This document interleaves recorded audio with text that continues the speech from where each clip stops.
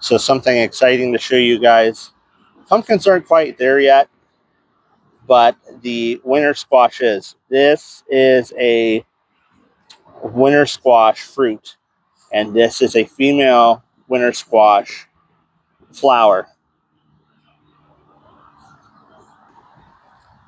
This is our male winter squash flower. So what we're going to do right now is we're actually going to nip him off, and we're going to pollinate this winter squash.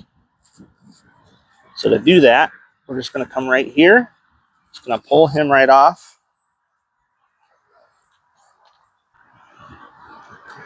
So we got our male flower after making a couple of adjustments here. We nipped him off the plant. We're going to peel these petals off. And as you can see, as I'm peeling this off, some of the pollen's already fallen to the ground.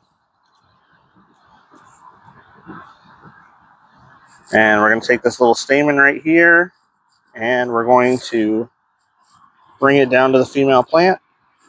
And we're just going to rub that pollen off onto the parts of the female flower. And it doesn't take a lot, just a little bit here. And the bees certainly help.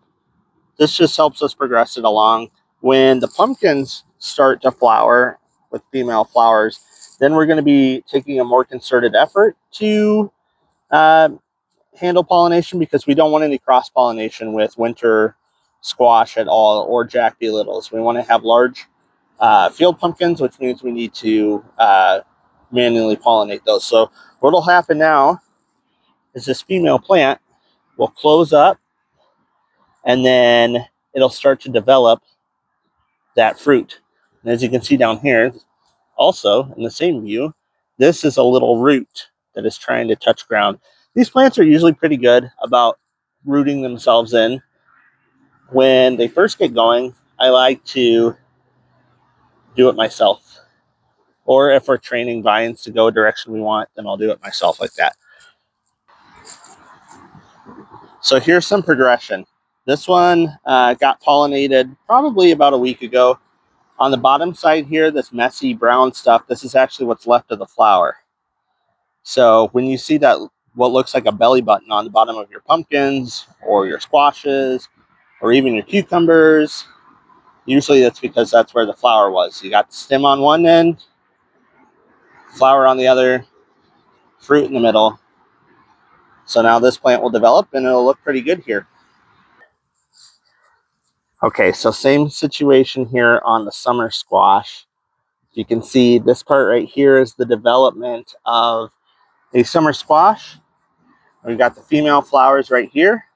So we're going to do the same thing we just did. I'm going to go pluck off a male flower, and we'll bring it over here and we'll pollinate the female flowers. So we come over to this plant. You can see we've got some really nice fruit developing already on this plant, and we've got a male flower right here. So we're going to come in. We're just going to nip him off and come over to the other plant. So now we're back at our female flower on our summer squash. We're just peeling away the leaves, or the petals rather, on this male flower. So now he looks like this.